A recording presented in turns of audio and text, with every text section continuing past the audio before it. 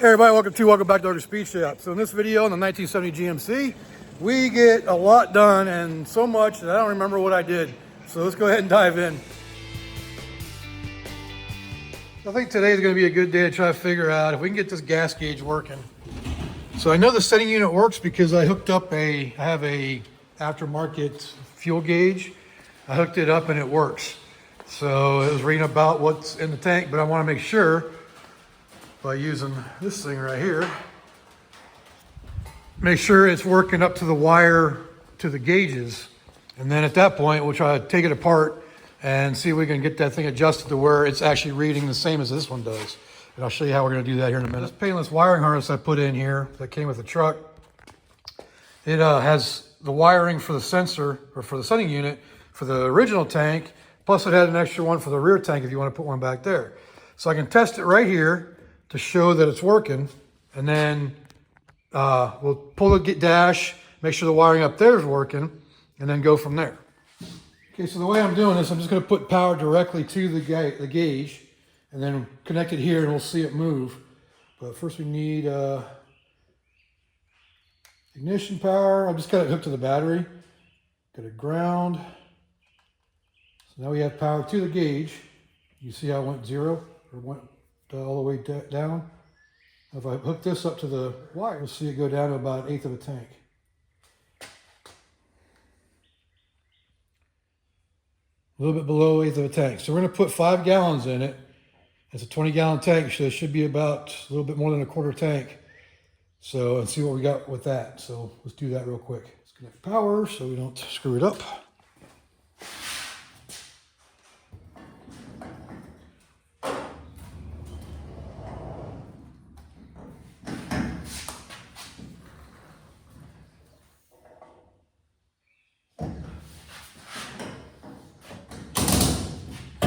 All right, so another 5 gallons in there. Let's see if it goes up to a quarter tank now. Power to it.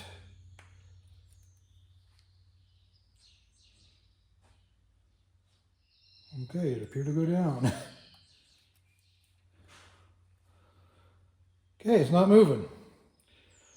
So now I'm wondering if I have to put the scope down in there and see if the possibility the float is stuck, because it kind of looked like it was yesterday when I scoped it. So let's find out.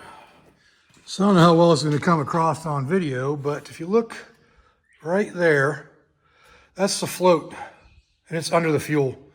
It's under the level, so it's not moving. It's stuck. Great. That's not good. So I don't know if I'll be able to get something down in there to pull it, try to loosen it up, or what. Hopefully it's not full of fuel and just sunk. All right, so I did some more testing. I put the borescope down in there. I added 5 more gallons of gas. So there's 10 gallons of gas in this thing. And that float is still underwater, or under fuel. And the gauge never went past a quarter. So it's definitely stuck or sunk. But I'm not gonna worry about that right now because it's a pain in the butt to pull the tank now. Wish I would have tested all this stuff before I put the bed back on. So at some point I gotta drop the tank. At least it's got a drain plug, so I can always drain it. It ain't a big deal. Or lift the bed somehow, but yeah, that's probably not gonna happen. But yeah, that's where we're at with that. So the gauge is hooked up because it was maxed out, and when I turned the key on, it dropped. So, and that's actually almost reading like what it should be. With 10 gallons in it, it's almost halfway. But who knows? I just scoped it again, and yes, the sending unit or the float is completely under the fuel. Like it's stuck on the bottom somehow or something. I don't know. I'm gonna try banging on the tank a little bit more, see if that can do anything, or I don't know.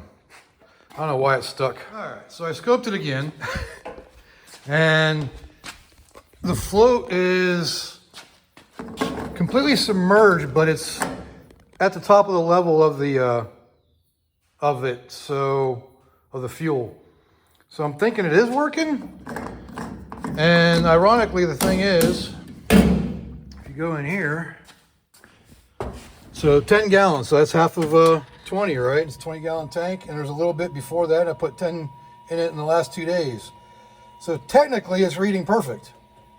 So I'm gonna leave it alone for now, but I gotta drive it and see if see if that level goes down or not. So by that, it looks like the float is definitely floating. I shake it. See it bouncing up and down. And I think this area right here is the top of the fuel. So that tells me it's definitely floating. If I go down, it takes me into the fuel. If I go up, it takes me to the top of the tank. So I'm kind of sideways right now, but let's say we're floating, which if we're floating, that means we're at half tank, which means the gauge inside the truck is right, at least for now. But like I said, we gotta wait for the drain some before we actually see. But we'll see eventually. So one of the things I got to adjust on this thing is the fuel pressure regulator I have in the back to tone down the electric fuel pump. Only drops the fuel pressure down to 8. Like once it's running, it won't go any lower than 8. So I bought another deadhead style Holley one that goes from, this goes down to 3. So since I got the return style back there, this will be fine. It ain't gonna put any extra pressure on the fuel pump, but it'll drop the pressure down to, you know, anywhere from 3 to 9, I think it was. So that way, if I put an Edelbrock on here, which I'm looking at right now, there's one on Facebook Marketplace I'm looking at, that they require like 4.5, 5 PSI max. So 9 would definitely be bad. So that's why we bought this. I bought AN fittings and barb fittings because I may just put it in line. Let me get a look down here. My main fuel line coming from the back is right here. So I can run a rubber line, rubber hose to the barb fitting and run it through this to set it instead of you know, doing a hard line with the AN fitting. So I think that'll be the simplest thing. Mount it right here on the firewall or the fender. That way it's easy to access and easy to adjust. So I think that's what I'm gonna do. And I can keep all this stuff in line too. I might curl this line around to come this way a little bit so it's not going odd directions, but we're definitely gonna make it work, and it should be a lot better now. So the other thing I got, because the transmission pan is leaking, is I got a new pan gasket and filter. It's not quite what was advertised. It said it was the gasket is supposed to be a fiber, but this pretty much rubber. So I don't know. Put some sealer on it, should be fine. But got that. And the other thing I got were tail lights for the 1980 or 1980 K10 out here. So tail lights are pretty much shot on that. But we're not getting into that yet. But I just need to get the price up to $100 to get the free shipping from Summit. So, and this stuff wasn't enough for that. So I had those in, and it brought the total up. Well, I went and ordered the wrong thing. These are supposed to be 3/8 MPT, not 1/4 inch. So I'm gonna go ahead and take these the AN fittings and make a couple lines because I have nuts for that. So make a couple short lines and use those. All right, so this is where we're at now. Put a couple riv nuts in there, bolted directly to the battery tray. My inlet's down here. I'm in a 90-degree out of it with a hard line. So when I get I need a plug for this side, and I don't have a 1/4 inch, or I'm sorry, a 3/8 MPT plug. I got every other size but that. So then this hose is going to loop over to this fitting, and we'll have our dead end fuel pressure regulator. And this will just attach to the filter right here. It's a short piece of hose. That easy. All right, just got back from town. Did a restock for bolts, but if I could just open this thing, I got a plug. We got to plug this end of the fuel pressure regulator. So we just have the fuel coming in and going out to regulate the pressure down to, well, for a Holley, it's going to be, so I'm going to do 6.5. For the Edelbrock I was looking at, if I get that, I'll do 4.5 probably. 4.5, 5, which I think this is, the minimum is 4.5 on this regulator, but that'll be fine for a Edelbrock. So let's get this plug in there, get all this hooked up, and test her out, see what we get.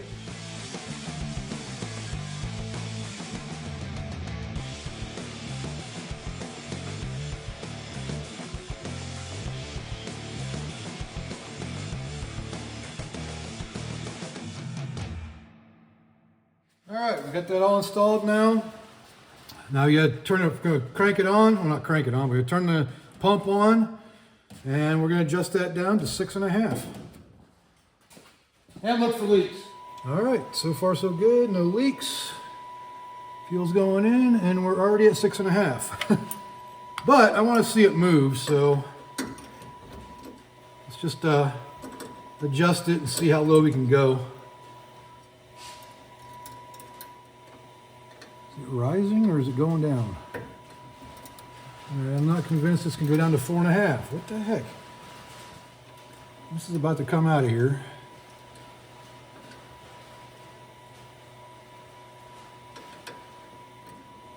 All right. Oh, those battery cables starting to tick me off here. There we go.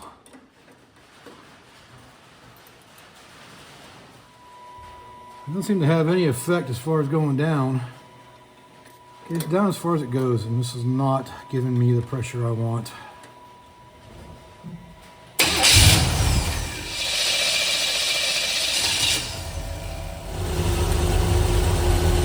It's got more fuel pressure than it did before. Well, it can't go any tighter than that, can I? Well, it finally went down to 6.5.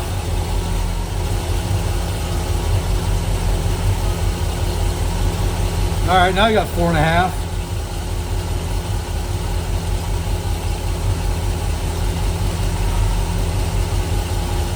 Okay, so it looks like the spring needs to be trimmed down a little bit to make it work. See it drop down to 3.5. We'll start the screw back in. Now we get it to rise up. Now we're at 3, 3.5.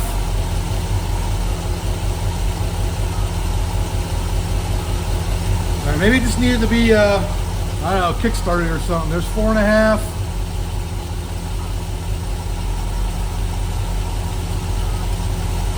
5. I'm gonna go shoot for 6.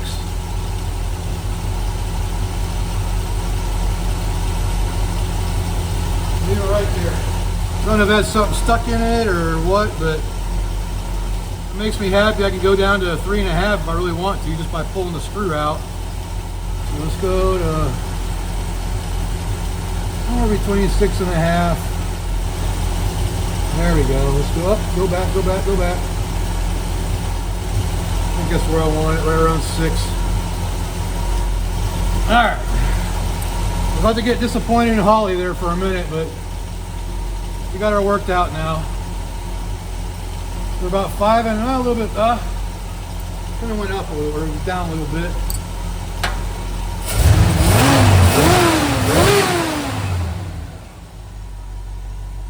Honestly, I think that 5.5 will probably be good. Somewhere between 5.5 and 6, so I can live with that. All right, so the way these fuel pressure regulators work, to adjust it down, you unscrew it. So you screw it counterclockwise and relieve the pressure on the spring, and that drops the pressure down. If you want to increase pressure, you push the spring down, and I'm not sure exactly the science of it, but I think there's a diaphragm in there, pushes it down, opens it up a little bit more, and allows more fuel through, more pressure. So like I said, to go lower, you back it off. To go more, go higher, you crank it down. So that's what we did. The reason, the way I got it to start working and go lower is I pulled up on the spring a little bit when I had the screw out, and it seemed to work. So we're gonna fire back up just to be sure that the pressure stayed where I had it set.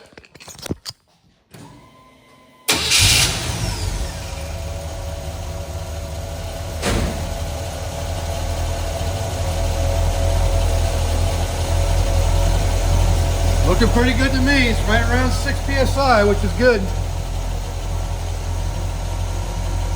Oh, now it's rising. Why is it rising?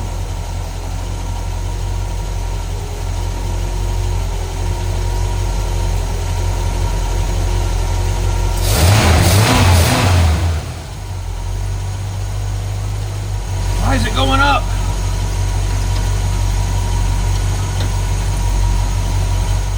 Yeah, I don't know. up. I'm gonna mess with the spring again. It's not doing anything this time. Alright, this is very disappointing. I'm gonna pull that diaphragm off and take a look at it, see if I can trim a screw or something, but that's really disappointing when it went back up. It won't go back down again. I'm gonna pull the top off of this and take a look at it. So we're definitely gonna spill some fuel here, so let's get a rag under there to catch some of it.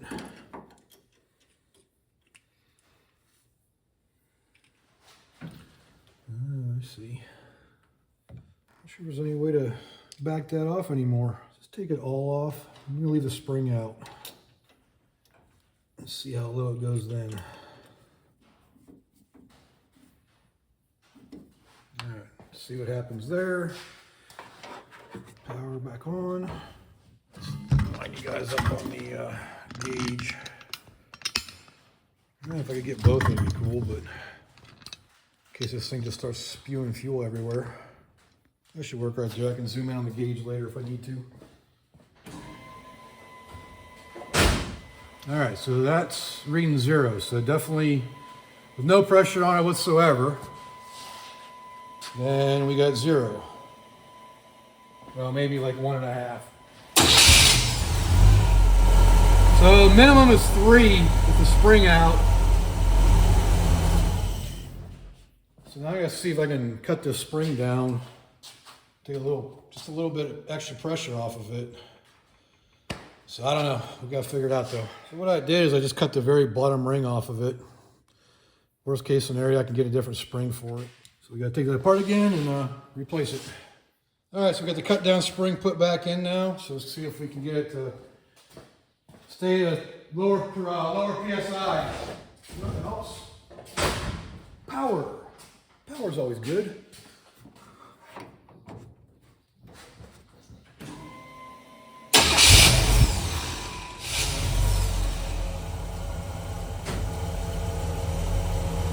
Oh yeah. Jumped all the way back up to 6.5. Kind of back it off. No? Yeah, there it goes.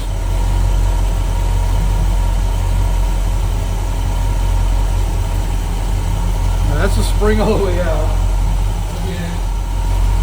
Maybe I have to take some spring off the top of the spring. I don't know. We're down to 3.5 now.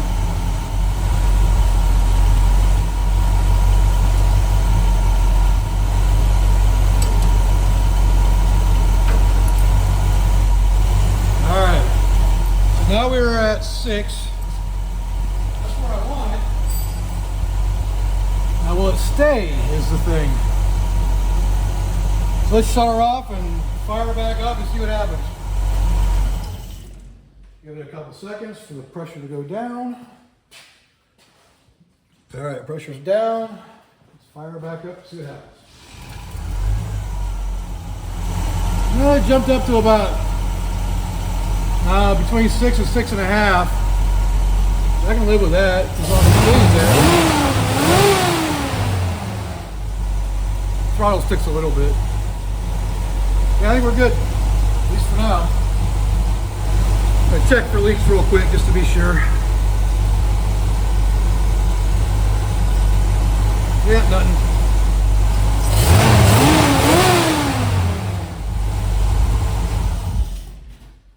All right, so that should finish that off. If I have any problems with it, I'll let you know, but so we got it set for 6, and hopefully we can still go down to 4.5 when it comes time if I get another block on here. But for now, I'm gonna run it as is. All right, so it's been an hour or so since I've been out here. I went in and ate some lunch. So let's see if this fuel pressure stays the same.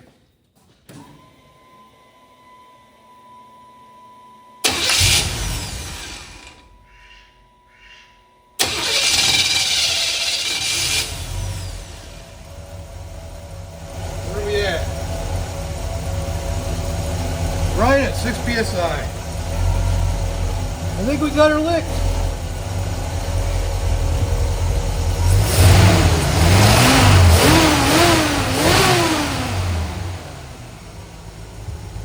All right. One of the other things that's been bugging me is how floppy this dipstick tube is. I mean, it's kind of taut right now, but you see how kind of bouncy it is?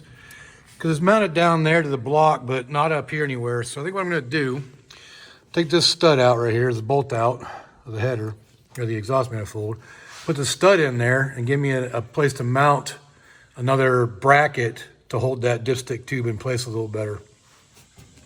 So what I did so far is I just took a carriage bolt and cut the end of it off and made a stud out of it. And I'm gonna thread that in there and tighten it down. That way it gives me a stud to attach a bracket to on the outside of that. It'll be easier to explain once it's on there and done. So let's get that out of there and put this in. This is just a 3/8/16, just like normal exhaust manifold bolt would be. So 9/16 bolt. Okay, not as easy as I thought it was going to be. There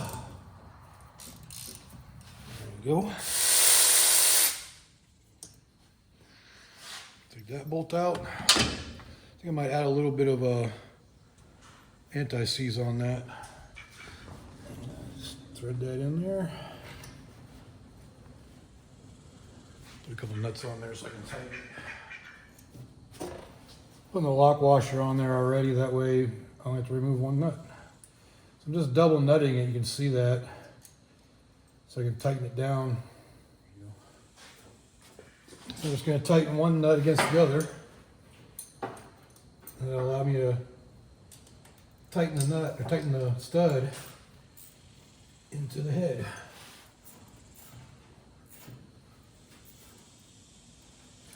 That should do it right there. You don't want to bottom it out hard. It's a stud now, so it doesn't have to have a torque on it going in there. So now I can remove the outside nut and tighten down the inside nut.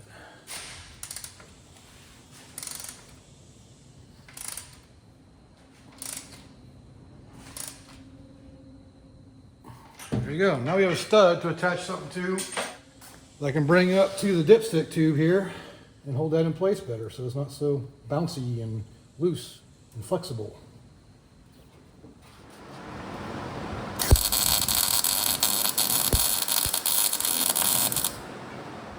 All right, we got that tack welded now, so I'm gonna pull the whole thing out and weld it off on the bench. I'll be back when I get it. I'm much happier with that now. See, that doesn't jiggle around as much, nice and solid. All I did is I took a coupling nut, cut it open. So this is actually, that still rotates in there, but it's holding it in place good enough to where it ain't gonna bounce around so much. And then just twisted it a little bit down there on the bar, and that's it. So real simple, real easy, and nice and sturdy now. Next, what we're gonna do is get the thing up on ramps so we can get the transmission pan resealed. So let's do that.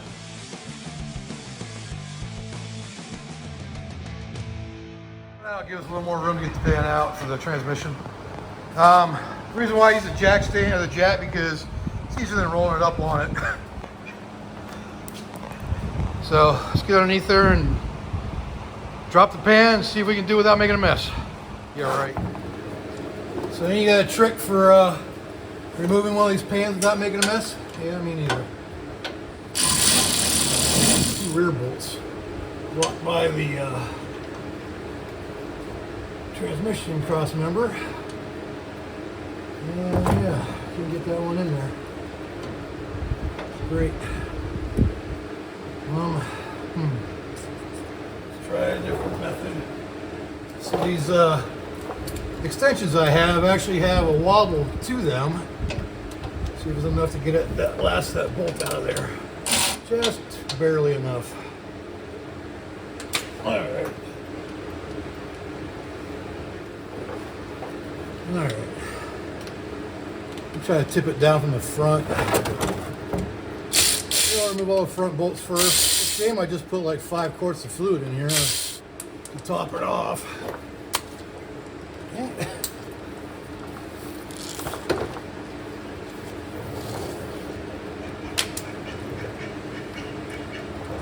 And I apologize for the extra noise, but the supervisor's over here barking, or in his case, quacking orders Ooh. Oh. Why they call it the funny bone again? Because that ain't too funny. That sucked. Gotta pry it down a little bit.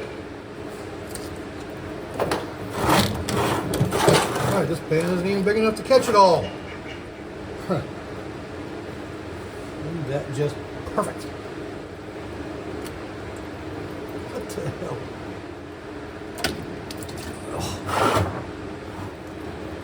Yeah, I saw a tip on what is it, Sleeper Dude's channel. They use a kiddie pool, like the pink kiddie pool. It's like a 4-foot diameter kiddie pool. And I thought about stopping at Dollar General and getting one on the way home today, but I forgot, went past it, and didn't feel like turning around. So maybe I should have. Oh boy! Yay, miss.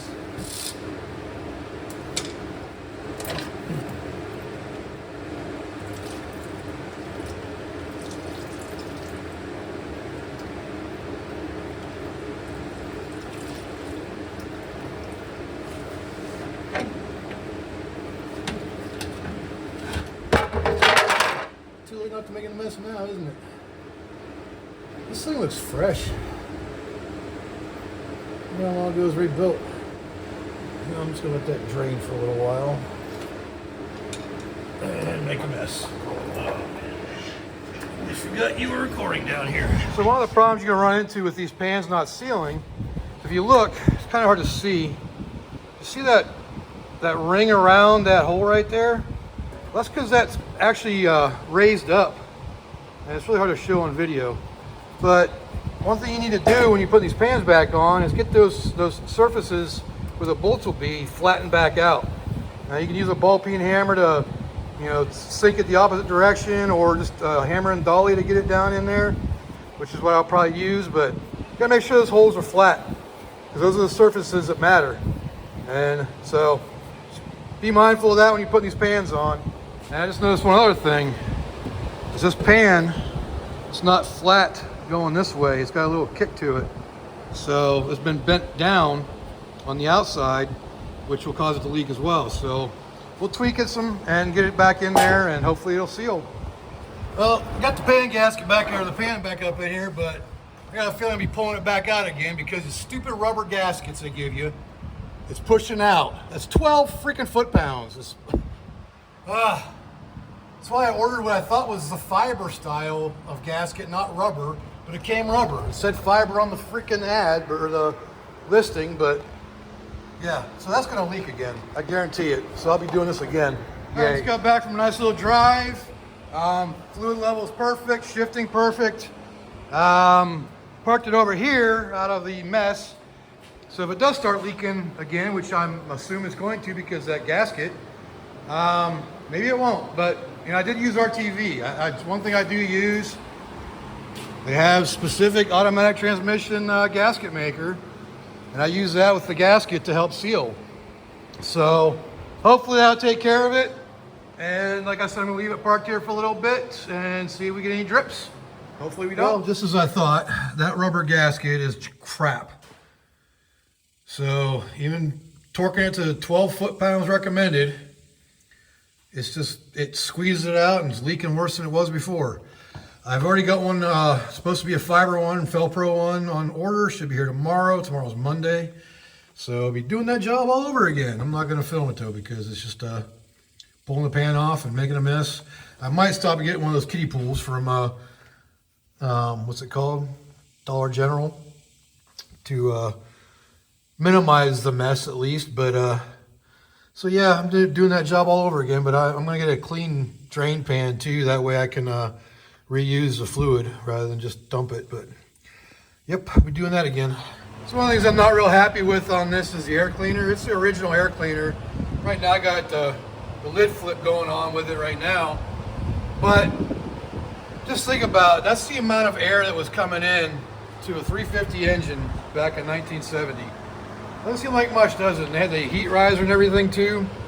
So instead of that, I went and bought me one of these. So I got me a 14-inch chrome. I mean, they don't have much other than that for options in the store. So I'm gonna put that on there, and get rid of this ugly old thing and make it look a little better. So there isn't a whole lot to install on these. Just remove the old one. Pop that off.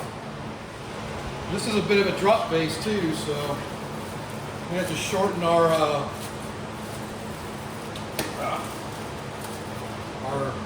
thing stud.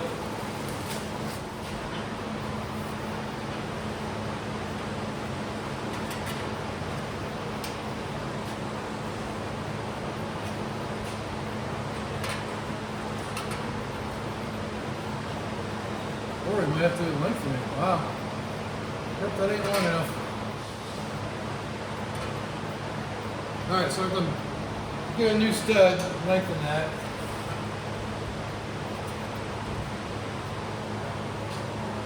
But I bought a piece of it, so it shouldn't be too bad. Alright, so the way I do this is get a piece of all thread. This is 420 all thread. Stick it on down in there and I screw it in as far as it'll go. Just take and mark. I'm going to go a little bit high because I think it's not screwed in far enough, but I'll make a mark on there and I'll cut her off.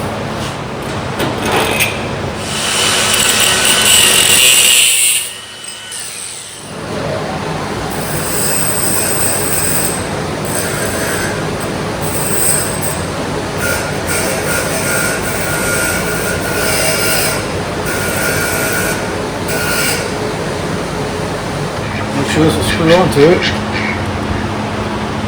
Just like that. Keep the lid off. It's stuck to the... there we go.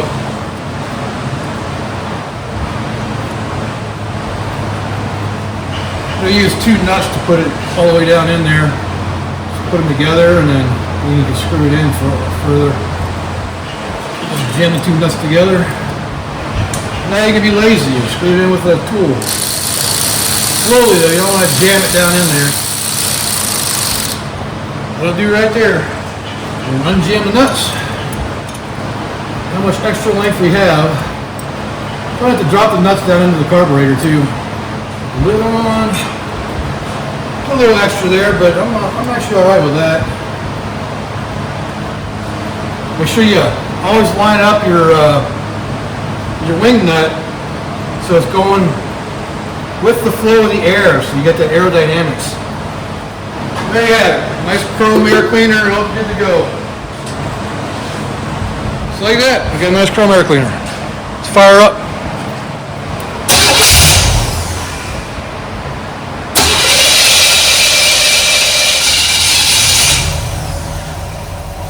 I like to see how it fires up without giving any gas. It always fires off that one quick shot, and then it cranks a little bit before it actually fires off, but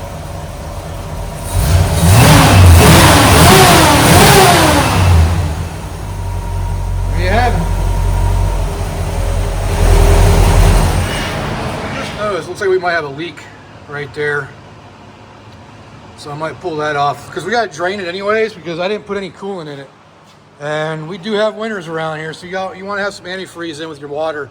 So as of right now, the engine only has distilled water in it. So I want to drain it, about half of it, and put some antifreeze in it. So that'll be the next thing we do, and I might see about getting another gasket and resealing that housing too while we're at it. I went to town today and I picked up a new gasket for the transmission. And this is more of a fiber style material, and I'll show you that when we get it out, that you can see it a little bit better through without the plastic on it. I also got me a new thermostat housing as well, and a gasket because it was leaking, but the original thermostat housing, which is probably in the truck, it was pitted pretty bad on the ceiling surface.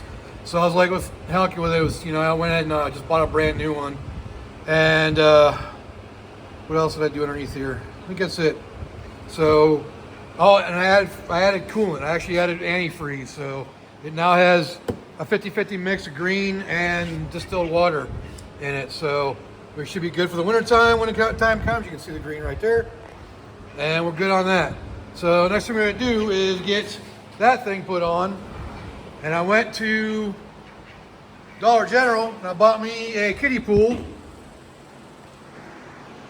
So I can put that underneath there in order to catch all the fluid, because I want to reuse the fluid because it's brand new fluid from doing the gasket the first time. So that's what we're gonna do. So I probably am not gonna show all that because we already saw how it comes off and goes back in. So that's just one of those things. Well, I might show you going back in because I don't think I recorded that. I showed it coming out but not going back in. But anyways, got the new gasket. This one shouldn't squeeze out like the rubber one did. So should be good to go. Well, whoever suggested a kiddie pool to Sleeper Dude and Sleeper Dude for showing it, good idea. These kiddie pools work great for reducing the mess for transmission work. So got the new gasket over there. I gotta clean the pan up and I'll get it up in there. I'll show you how we're gonna do that. It'll leave a little bit of a mess. That was just from me taking parts over to the bench. So this is the way I was taught by a guy who's been building transmissions for probably 80 years. I think he's close to 90. He's definitely in his 80s. So probably 70 years he's been building transmissions. So what he said to do is put a real thin coat of the automatic transmission RTV, the gasket maker. It's the automatic transmission stuff. So put a real thin bead of that on there. All right, so now I got a super thin layer of the RTV on there. Now you want to put your gasket on. I don't know how well it can come across in it's like kind of like a felt almost. It's more of a fabric than it is rubber or anything, but it's rubber infused. When I put that on there, just lightly press it on so it holds.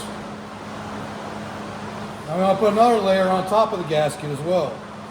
So we're going to do that. So we got that thin coat on now. So these bolts are kind of cool because they'll actually stick, or you can like throw them up into the gasket and they actually stay. So that makes it a little bit nicer to try to get the bolts in. And once we get all the bolts in, then we'll put it up in the car, in the truck. Okay, so one of the main things, you want to make sure your surfaces are clean. Get all the transmission fluid off of it. It's going to drip a little bit, but as long as your gasket surface is clean, you're good to go. I also jacked the transmission up so I can get the bolts in the backside better. And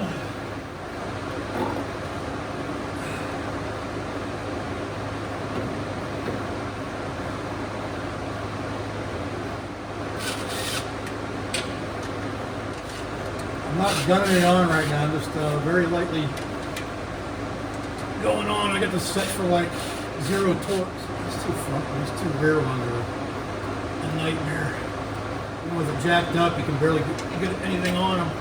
So like I said, I got this set like super low for torque. So you go on in there and just do that. I'm gonna go back and forth, I guess, but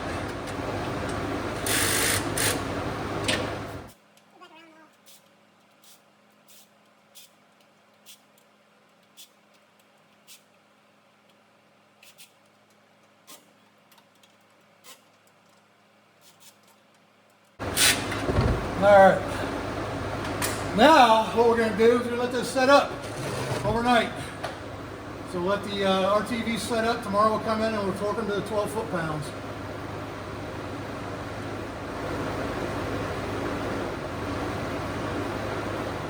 Alright, go ahead and lower the transmission down too, because I can get to that bolt with a swivel and everything else. We'll get this bolted back in now. So we're going to line the holes a little bit here.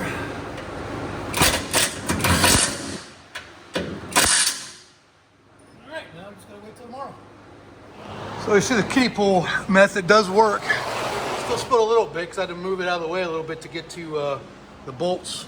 But yeah, worked pretty good. I bought some paint filters so that way we can pour this back into a jug and save it. So just like that, I was able to save about a gallon of ATF or Dextron. So, and I used the paint filters to make sure none of these chunks got down into it that would go into the transmission, clog stuff up. So that is a nice clean transmission fluid now. And I gotta clean this mess up a little bit too. But other than that, it's a lot less mess. A little bit to clean up under there, but other than that, we're good. All right, so it's the next day. I'm going ahead and tightening up these bolts here on the pan. I try to get you to see how I'm doing it. So I've already tightened most of them. I'm just going. I'm not even using a torque wrench. I'm just going. You see how it's turning, and then I hit a dead spot or a hard spot. That's where I'm stopping. That's it. You can't even see where I'm at. There I am. So as soon as it hits the hard spot, you stop. I don't know if I'm getting any of this footage at all. Alright, so that's all of them. So now the transmission pan should be sealed. I just got done putting the jug of transmission fluid back in. And now we just gotta hope and wait and see if that's sealed. I sure hope it is. I don't want to do that again. Just got back from taking a drive in her. And no leaks yet. So, and man, the temperature isn't going over like 160. It's got a 180 thermostat in it, but this thing doesn't get hot at all so far. I took it around the block for the first time though. I went all the way around my neighborhood. It's about a 3-mile drive, but she did great. Had a couple weird noises, but I think it's the speedometer because it's not hooked up. But anyways, I think we're good on that. So the transmission pan, I'll check it in a couple hours, make sure it's not dripping. And then from that point, we should be good to go and continue on with this thing. All right, it's been over an hour and there's no drips whatsoever out of the truck. Only stuff from him because he's a mess maker. But I'm happy, so we're good to go on the transmission. All right, that's gonna do it for this video on the 70 GMC. We got a lot accomplished this time between getting the transmission sealed up, getting the gauges mostly working, at least I think they are, to the fuel pressure working now. So everything's working and really coming along now. There's a few things left to do and we can make this thing drive or be on the road again. Basically shocks and brakes is all that's left. I'd like to do some kind of climate control too because it's 98 degrees today. So it's definitely getting warm right now, but I took it for a drive around the neighborhood and I didn't even notice how hot it was outside because the window's down and the vent window's open. Heck, it doesn't even bother you that much. But anyways, if you like this video, leave a like down there, leave me a comment, let me know what I can do better, and subscribe while you're at it. Why not? It's free. Appreciate y'all being here this long. So until next time, I will see you all later.